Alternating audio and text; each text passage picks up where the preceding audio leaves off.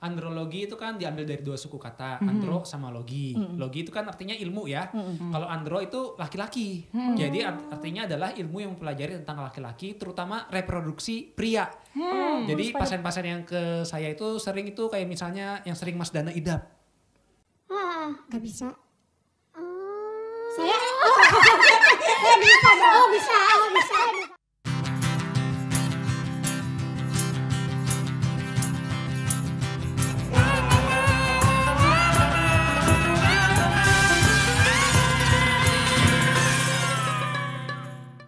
Halo sahabat akrab, tentunya kembali lagi dengan saya Pradana. Saya Emma. Dalam Bincang Akrab, ajang Kreativitas Bamega. Nah, Emma, hari ini kita kedatangan tamu yang luar biasa tentunya sahabat akrab. Dan sangat menginspirasi Kak ya. Iya, dan penuh talenta banget ya.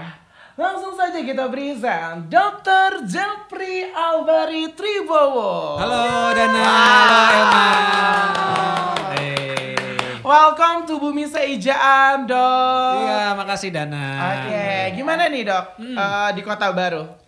Kota Baru. Baru pertama kali ya? Baru pertama kali Baru ini. pertama kali, first time, teman-teman Jadi sahabat first akrab. impressionnya apa nih Kak untuk Kota Baru? Kaget ternyata bagus wisata-wisatanya, Wow. tempat-tempatnya juga asik banget lah. Di luar dugaan, jadi worth it dengan perjalanan dari Banjarmasin 8 jam. Jadi saya cerita dikit, saya perjalanan ke sini kan naik travel ya, 8 jam.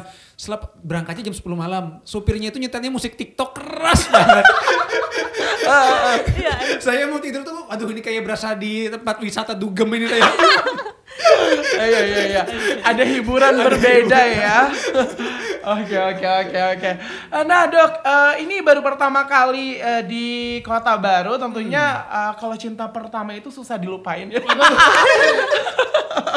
Bercanda dokter. Oke. Nah, sahabat akrab, Dr. Jeffrey ini selain spesialis androlog, beliau juga adalah produser dan komposer. Wow, tepuk tangan dong. Yes. Keren sekali bintang tamu kita. Tentunya nih. dokter juga konten creator ya Dok? Ya, sampingan aja. Oke. Kerjaannya kebetulan musik, sama konten kreator, sampingannya kebetulan dokter. Oh, sampingan dokter. Sampingan dokter ya. Sampingannya kuat banget ya. Oke, Dr. Jeffrey, gimana nih hari-harinya aktivitas sehari-harinya? Ya sehari-hari saya kebetulan kerja di rumah sakit negeri di Banjarmasin, jadi sebagai dokter juga, terus juga di rumah sakit swasta, sama ya kebetulan sampingannya juga aktif bikin edukasi dalam bentuk video juga di bidang musik juga, terutama saya punya band namanya Jeff Banjar, itu spesialis untuk bikin lagu-lagu yang berbahasa Banjar, lagu-lagu baru. Tahu nggak Jeff Banjar? Aku tuh suka banget loh, Dok. Apa lagunya? Band gue ya, teman-teman sahabat akrab. Jeff Banjar tuh ada yang itu kawanan itu ya, Dok? Bukan? Bener kok. Suka bercanda ya, dokter. Aku udah salah ya. Bener, aku udah searching loh, Dok. Oke. Itu tuh lagu-lagu daerah yang sudah terkenal di mana-mana dan enak-enak semua ya. Nah, kenapa tuh, Dok? Jadi kepengen bikin lagu-lagu daerah dengan nuansa yang milenial. Ya, karena emang kecintaan aja dengan budaya lokal kita dari Kalimantan Selatan, terus juga kegelisahan waktu itu kan lagu Banjar nih belum ada nih, jarang ada lagu yang baru ya. Kita kan banyak menyanyikan lagu-lagu yang terdahulu ya. Tentu lagu terdahulu juga bagus banget gitu ya. Tapi saya juga pengen pembaharuan nih, ada yang lagu yang terbaru gitu loh. Karena kan kita berkembang terus ya. Tadi saya sempat ngobrol-ngobrol, katanya Kota Baru yang tahun 2000-an dengan sekarang tuh udah beda jauh ya. Ada banyak tugunya, ada banyak pembangunan yang lebih bagus.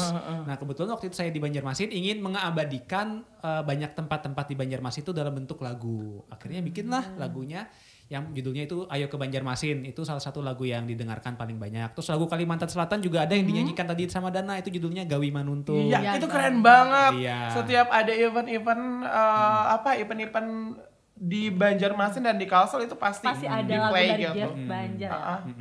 Kita gawi. Waduh. Boleh dong, Dok, nanti saya dibikinkan lagu ya. Boleh. Oh iya. Tentang Kota Baru ya Kak? Iya. Nah, selain itu sahabat akrab dan Emma, beliau juga ini lulus dari Universitas Airlangga ya? Iya betul, spesialisnya. Spesialisnya. Kalau S1 dokternya di Lambung Mangkurat Banjarmasin. Wow, keren sekali. Nah itu gimana tuh, Hah? Dok, untuk membagi waktu antara jadi komposer musik, jadi produser, Iya betul. dengan kuliahnya dokter nih kan, dokter. Ya. Justru kebalikannya, saya heran Dana sama Elma. Kok ada orang yang biasanya sering kali bilang, aduh aku sibuk nih, gak bisa sempat lagi ngelakuin hobi main musik, aku udah sibuk jadi pegawai misalnya. Aku kan emang orangnya sesibuk itu ya, perasaan kita kan punya waktu 24 jam, kita bisa tuh gunain waktu-waktu untuk berbagai hal. Ya kecuali kita orang yang sibuk banget kayak macam presiden mungkin gak sempet ya. Tapi saya rasa kita semua punya waktu yang sama untuk mengembangkan untuk hal-hal yang bermanfaat. Masalahnya banyak orang menggunakan waktunya, waktu senggangnya untuk hal-hal yang kurang bermanfaat. Misalnya mereka banyak untuk santai, tidur-tidur atau melakukan hal-hal yang kurang bermanfaat bagi dirinya. Ya saya sih meminimalisir hal-hal tersebut untuk mengembangkan apa yang saya sukai dan menurut saya kebetulan bermanfaat. Seperti bikin musik atau bikin konten. Jadi di samping saya kerja juga ada hal-hal yang saya sukai seperti bikin musik gitu. Jadi semuanya pasti bisa kok kita ngerjain apapun yang kita sukai gitu. Tinggal manajemen waktu karena nggak ada orang yang sibuk, cuma ada orang yang malas. Oh, betul. Wow, dapat ilmu baru betul. nih ya. Gak ada orang yang sibuk, yang ada orang yang malas. Ada orang malas. Ada orang. Tapi bukan Emma ya. Oke Dok, itu keren sekali. Bagaimana cara memanage waktu dengan baik antara kuliah, tentang pendidikan dan hobinya ya gitu kan.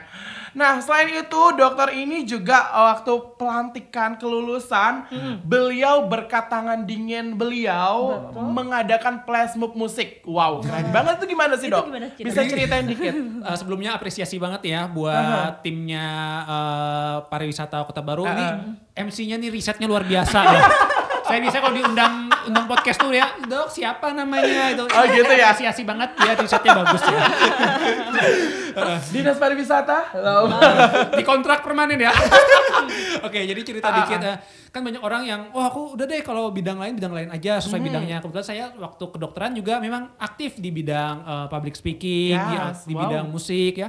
Justru itu yang jadikan saya pembeda dengan orang lain. Akhirnya ya banyak staff-staff di sana yang kenal saya sebagai musisi, sebagai pembicara. Akhirnya ya waktu itu dapat kesempatan perpisahan pelantikan dokter spesialis. Mereka pengen ada suatu hal yang beda.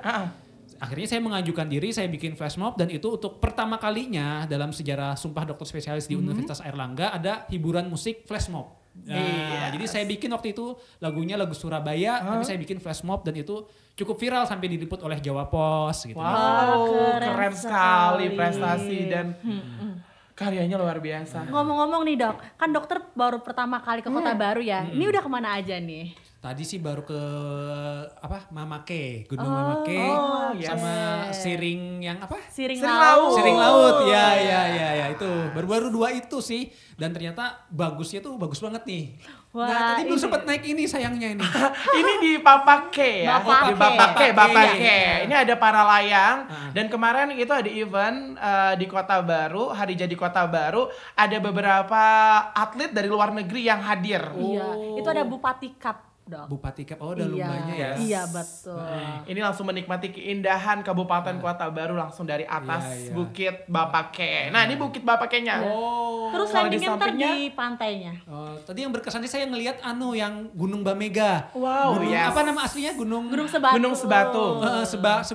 Sebatung. Iya, betul. Saya baru tahu ternyata Gunung Bamega tuh cuma nama julukannya aja ya. Bamega itu awan. Berawan katanya. katanya. Baru tahu. Jadi selama ini nyanyi-nyanyi aja taunya, oh ini gunungnya. Baru pertama kali ngeliat, ini berkesan banget sih. Keren. Wow, selain di wisatanya nih ya, kulinernya gimana nih Dok? Tadi sih baru nyoba seafood ya. Seafood, oke. Enak sih, the best lah. Tadi sempat makan di Seawalk-nya itu ya, kan ada food court-nya gitu, rame banget gitu juga ya. Jadi makanannya banyak pilihan. Terus sempat nyoba tadi katanya rekomendasi seafood yang wangi ya.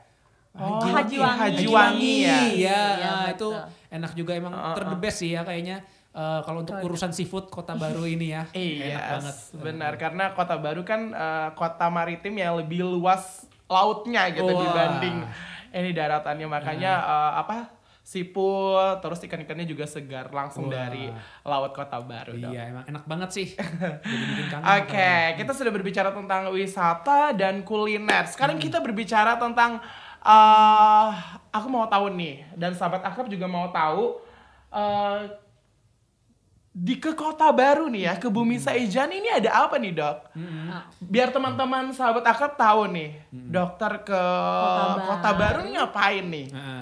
Jadi ya kebetulan ke Kota Baru nih ada undangan ya dari Dinas Pariwisata Kota Baru, terutama dari Bapak Rudi dan Ibu Santi untuk mengisi forum group discussion ya terkait pembentukan komunitas kreatif gitu ya, ekraf gitu terutama di bidang musik. Jadi kebetulan nanti saya akan menyampaikan tentang ya sharing sedikit lah tentang pendapat saya tentang musik, gimana untuk membentuknya yang baik supaya musik itu ternyata juga bisa loh sebagai kerjaan yang menghasilkan ya. Bahkan dulu waktu saya bekerja sebagai dokter umum ya, saya pernah satu titik di mana ternyata gaji dari musisi itu lebih tinggi daripada gaji saya sebagai dokter. Serius. Jadi saya bingung. Serius. Dokter saya sekolahnya 6 tahun. Saya waktu itu belajar produksi musik mungkin baru 2-3 tahun tapi kok ternyata lebih besar. Artinya apa? Kalau kita menseriusi sesuatu itu juga bisa menjadi penghasilan loh. Iya, kita bisa menggunakannya dengan baik, membrandingnya dengan baik. Jadi jangan salah, jangan menyepelekan dunia musik gitu atau hal kreatif. Ya biasanya pemikiran masyarakat kalau kita kerja di kantoran atau kerja di kedokteran itu penghasilannya lebih menjanjikan gitu ya. Iya, sempat dulu waktu saya ngerasain waktu dokter umum itu ternyata musiknya lebih banyak, kaget juga. Nah, sahabat akrab, ini bisa dibantah semua oleh dokter ya.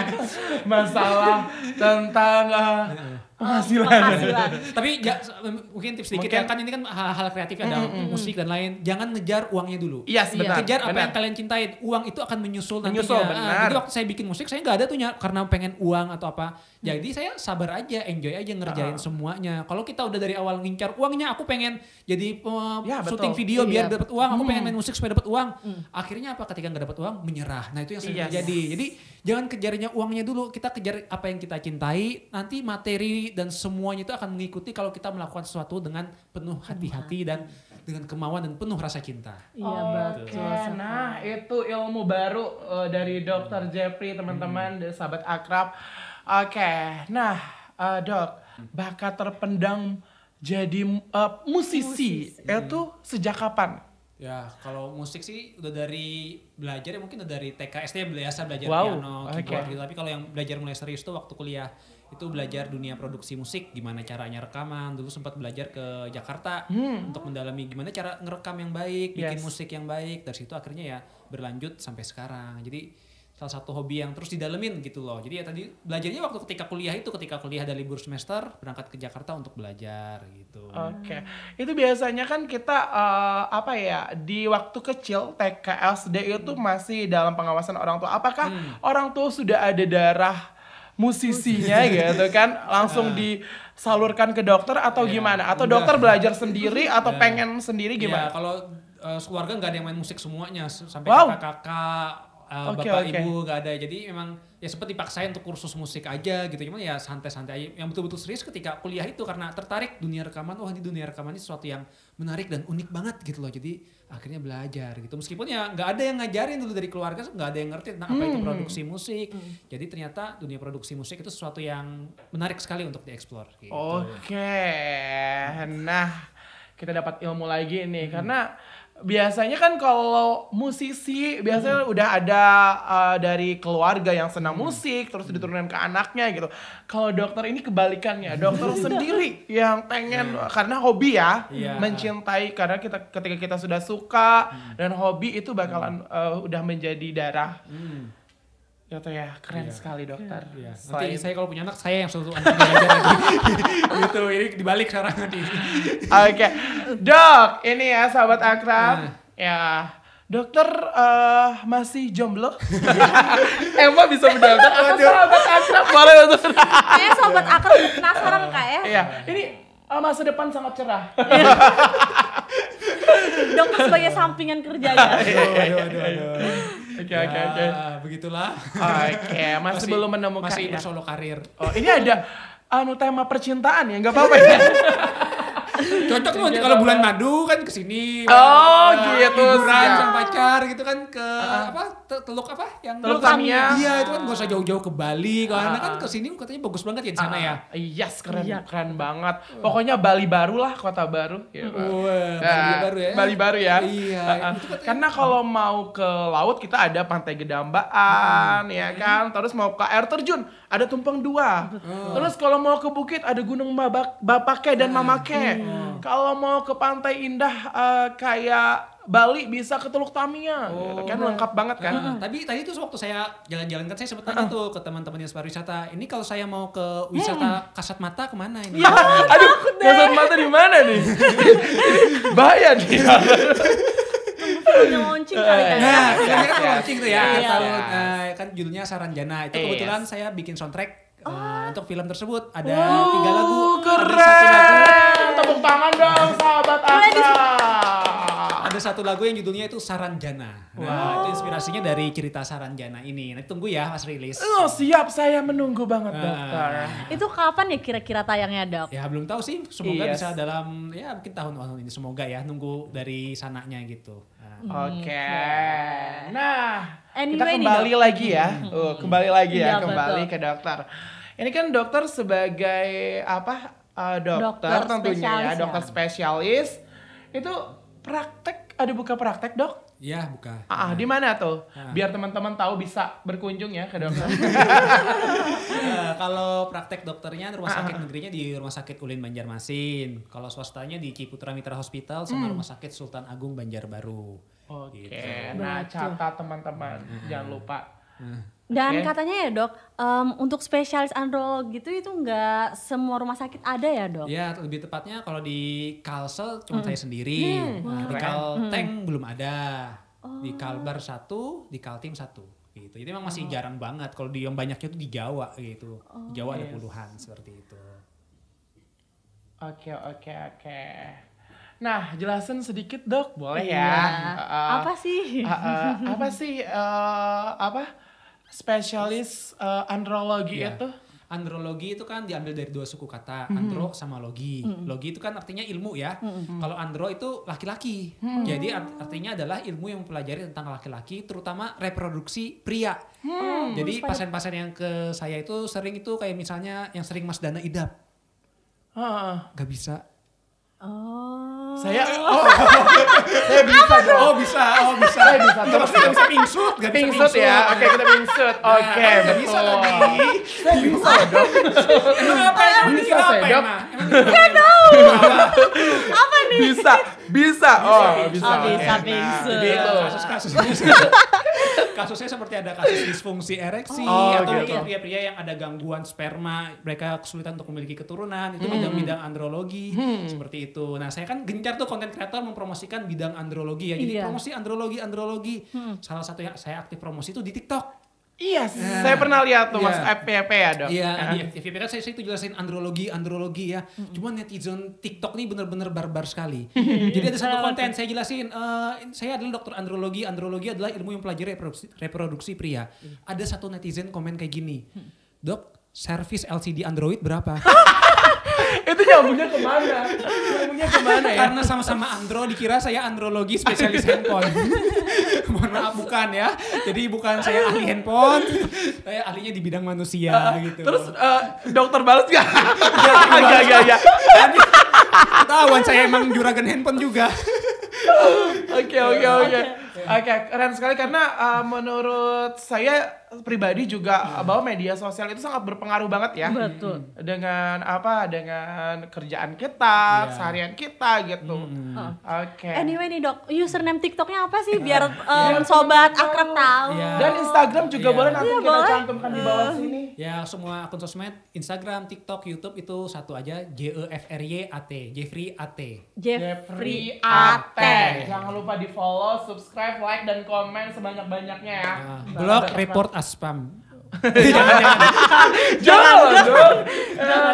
Dan ini for your information bahwa dokter ini udah banyak sekali subscribe-nya juga banyak, yang follow juga banyak sekali, apalagi mengikuti di TikTok juga banyak sekali.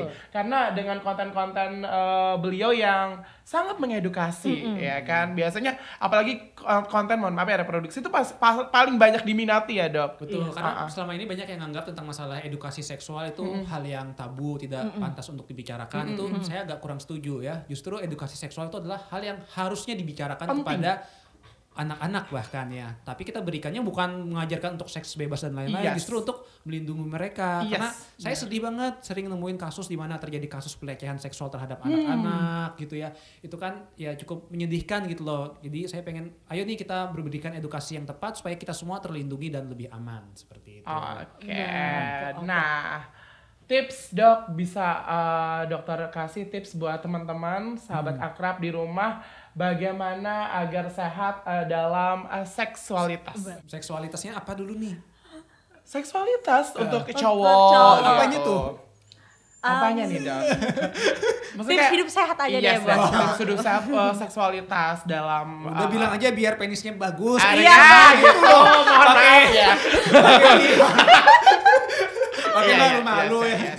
Jadi gak masalah kita bicara tentang reproduksi ini, maksudnya kan edukasi, kita bukan untuk sebagai hinaan, atau cacian, itu ya jelas nggak boleh kita gunakan ya. Kalau saya sih bilang penis, vagina itu kan organ reproduksi kita, nggak ada yang salah ya. Jadi gimana caranya supaya penisnya ereksinya kuat ya?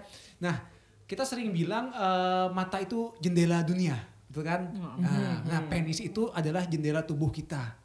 Ya, dia itu menunjukkan keadaan tubuh kita. Kalau penisnya ereksinya nggak maksimal, terus kekuatannya kurang, itu penanda ada yang masalah di tubuh kita. Nah, jadi gimana biar supaya lebih bagus fungsi seksualitasnya, terutama pria di penisnya? Ya berarti harus pola hidup sehatnya dijaga ya. Seringkali yang bisa bikin ereksinya kurang itu dari ada faktor penyakit-penyakit, kayak penyakit ada gula, penyakit kolesterol tinggi, penyakit darah tinggi yang dibiarkan lama tuh. Itu juga bisa mempengaruhi. Terus tambah lagi misalnya rokok tuh bikin pipa aliran darah di penisnya kurang begitu lancar gitu ya. Kan udah ada tulisannya tuh ya di rokok itu, merokok dapat menyebabkan impotensi. Nah, itu kan impotensi kan gangguan fungsi ereksi. Jadi itu yang salah satu yang bisa menyebabkan terjadinya gangguan fungsi ereksi. Terus juga kalau mau lebih oke ya olahraga ya. Olahraga ya. Dan sama Emma olahraga enggak? Olahraga. Jarang sih. Jarang. Olahraga para layang dong. Oh iya, kan ada di bapaknya ya. Iya, ada ya. Betul. Olahraga itu bagus banget. Olahraga saya nyarankan seminggu 3 kali, durasinya 30 menit ya.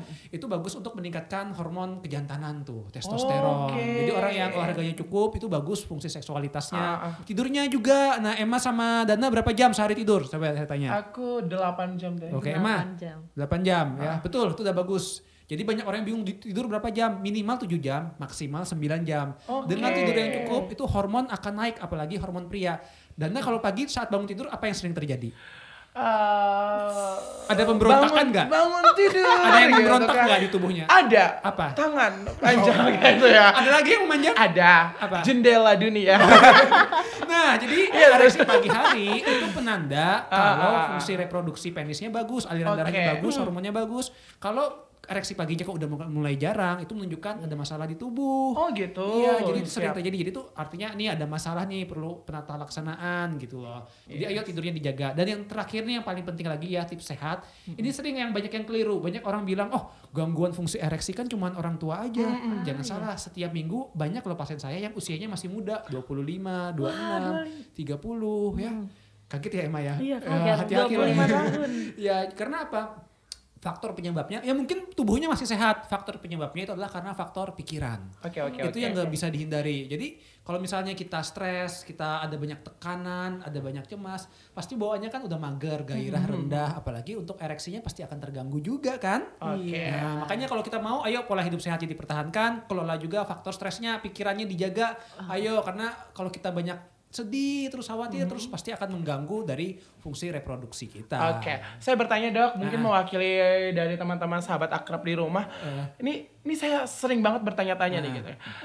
Kalau ukuran size itu mempengaruhi nggak gitu? Pengaruhi apa? Mempengaruhi misalkan embrionya itu bagus atau enggak, ketika kayak size-nya kecil ini embrionya kualitasnya kurang gitu. Kalau misalkan saya sebesar ini pertanyaan saya ya. Kalau kita bicara yang mempengaruhi untuk fungsi embrio dan lain-lain itu spermanya ya. Kalau spermanya bagus ya diharapkan perkembangan janinnya lebih bagus ya. Kalau ukuran asal normal-normal aja gak masalah. Pertanyaan selanjutnya, berapa ukuran normal? Oh gitu ya. Nah, nih teman-teman harus tahu nih. Teman-teman harus tahu nih. Kita makan dulu dari yang cewek dulu. Berapa kira-kira ukuran normal pria? Gak tahu. Dari Dana berapa? 17 cm mungkin ya. Gede banget ya. Gede sih. Ya, jadi banyak orang bilang ya, orang bilang, oh punya aku 15 cm kan orang sombong 16 cm. Itu gede banget, udah termasuk gede ya dok? Jadi ya rata-rata ya, untuk ukuran, jadi kalau kita bicara benua, yang paling kecil tuh benua Asia. Ya. Paling besar tuh dari Eropa sama Afrika. Ya. Eropa, Afrika ukurannya tuh bisa 14 sampai 15 cm. Oh gitu. Rata-rata ya. Indonesia kebetulan kalau spesifik Indonesia belum ada datanya, tapi pengalaman saya untuk pria-pria tenang, jadi senang nih pasti ya. Ternyata panjang rata-ratanya penisnya itu adalah 10 cm. Itu gimana tuh dok? 10 cm. Oh dibayangin aja ya 10 meter ya. Ya masa ditunjukin. Jadi rata-rata orang Indonesia 10 cm ya. Jadi pasti kurang lebih dari segitu ya itu hal yang normal aja, nggak ada yang masalah. Pertanyaan selanjutnya adalah ini yang lebih penting lagi. Apakah ukuran berpengaruh terhadap kepuasan wanita? Sangat sih. Ya, sangat ya? Harus ada teman-teman. Badan. Jadi kalau udah ukurannya normal sebetulnya aman-aman aja ya. Bukan berarti harus lebih panjang atau apa untuk bisa berarti lebih puas. Enggak, karena banyak yang salah kaprah. Akhirnya ada yang pakai suntikan minyak lah gitulah. Itu kan gak bagus untuk kesehatan. Pokoknya banyak hal-hal tabu yang membuat seks ini keliru gitu loh. Itu disayangkan aja. Itu tadi penis normalnya orang Indonesia 10 cm. Jadi gak usah khawatir kalau jangan insecure pendek. ya. Iya, bahwa kecil gitu. Memang itu ukurannya emang wajarnya aja normal. Gitu ya. Oke, nah itu dia tuh sahabat akrab. Anyway nih dok, kita kembali lagi ya ke kenapa emang aku kembali lagi? Aku mau sini aja. Mau kita tema tadi aja. Iya. Kita kembali ke musik tadi ya dok. Emang udah keringat dingin sepertinya. Oke. Nah, BTW dok, kan dokter tadi mulai musik itu kuliah ya dok. Ada nggak tips buat para sobat bincang akrab nih untuk pemula di dalam dunia musik? Jadi buat para pemula, saran saya itu adalah perbanyak berkaryanya dulu ya. Jangan pedulikan untuk views, likes dan lain-lain ya. Jadi yang penting banyakin dulu karyanya, jangan udah dikit tapi yang viewsnya dikit akhirnya nyerah atau apa ya. Jangan pedulikan itu. Yang penting kita suka udah konsisten aja kan. Karya yang pendengar pertama dari karya tersebut adalah kita sendiri. Jadi kalau kita seneng ya nggak ada salahnya untuk terus berkarya ya. Jadi itu yang paling penting, kita harus konsisten untuk berkarya. Dan yang kedua nih, ini yang paling penting nih, ini penyakitnya banyak seniman saya temuin ya, yaitu adalah malas untuk belajar, update ilmu ya. Betul. Saya kuliah kedokteran jalan ya, tapi waktu saya dari dulu sampai sekarang selalu rutin meluangkan waktu untuk belajar musik ya. Dulu saya belajar ke Jakarta produksi musik. Ketika saya di Surabaya saya sempat kursus lagi via online ke Yogyakarta. Ada fasilitas namanya Jogja Audio School, mereka menyediakan sekolah kursus online, saya belajar. Terus saya belajar hal baru lagi, belajar teori musik. Jadi teori musik itu ada bikin ternyata nada-nada seperti ini bisa membentuk seperti ini, bagaimana teori-teori yang benar. Jadi selalu belajar. Kalau kita udah merasa paling pintar, itu justru kita akan sulit berkembang. Betul. Jadi lebih baik kita merasa paling bodoh dan haus untuk belajar. Kalau kita udah puas, udah ngerasa pintar, itu udah tamat deh. Tapi kalau kita mau belajar dan kita selalu mau untuk update ilmu, itu yang paling bagus. Jadi jangan mudah puas, terus belajar. Saya sampai sekarang masih terus belajar kok. Baik di bidang kedokteran, di bidang musik. Makanya salah satu hobi saya itu sekarang membaca. Gitu. Wow, keren sekali. Nah, itu tadi tips-tipsnya buat musisi yang baru terjun ya, mau menciptain lagu gitu ya, atau mau bikin musik gitu. Pokoknya tidak ada kata terlambat gitu ya. Kalau kita mau belajar terus menerus gitu. Tentunya orang-orang yang sukses di luar sana, musisi-musisi sukses di luar sana juga banyak mengalami ribuan kegagalan di hidupnya. Betul, jelas itu ya. Kalau gagal itu hal yang normal ya. Dulu kan saya awalnya lahir dari kompetisi lomba. Saya sering tuh ikut lomba-lomba gitu ya. Sama keren. Bang Rudi sering ketemu juga di lomba. Kakak Rudi ya. Jadi dari lomba dulu tuh saya ikut pertama kali ikut lomba itu tahun 2010 ya, sampai tahun 2013, 3 tahun ikut lomba tuh nggak pernah menang sama sekali. Ikut berbagai lomba tuh, lomba nasional ngirim lagu. Baru di 2013 dapat juara 1, pernah dapat juara lomba. Keren sekali prestasinya. Boleh tepuk tangan dong. Kebetulan lombanya yang mengadakan waktu itu adalah Persatuan Pemuda Indonesia di London. Jadi dapat hadiahnya waktu itu 1.500 euro yang kalau dirupiahkan 20 juta dan berangkat ke Belanda PP gratis 3 hari. Udah keluar negeri. Hai, keren sekali. Jadi sabar, kalau saya waktu itu kalah terus nyerah ya nggak bakalan bisa. Jadi kita harus sabar, konsisten belajar, belajari lagi gitu. Intinya kita gawi. Wah, itu lagu beliau tuh. Emma sudah terkenal di mana-mana juga. Oke, but then ini kita udah di akhir acara bincang akrab kita. Senang banget, aku happy banget Emma ketemu sama dokter. Iya betul sekali, banyak banget ilmu-ilmu, motivasi-motivasi yang dari beliau. Tentunya juga tips-tips dari beliau juga sangat bermanfaat banget untuk kita. Tips yang mana? Tips semuanya. Gitu. Aku tips musik. Jadi yang itu nggak bermanfaat bagi Emma. Oh nanti ya. Kalau misalkan ada apa-apa, Emma langsung praktek aja ya. Masa konsultasi ke praktek dokter Jeffrey. Musik masuknya, bikin musik. Emang nggak boleh praktek sekarang. Oke sih kan. Oke, pertanyaan terakhir nih dari aku. Apa sih kesannya di Kota Baru, Dok? Atau dokter pengen kemana sih kalau di Kota Baru? Ya kalau di Kota Baru kesannya benar-benar menarik dan berkesan banget ya.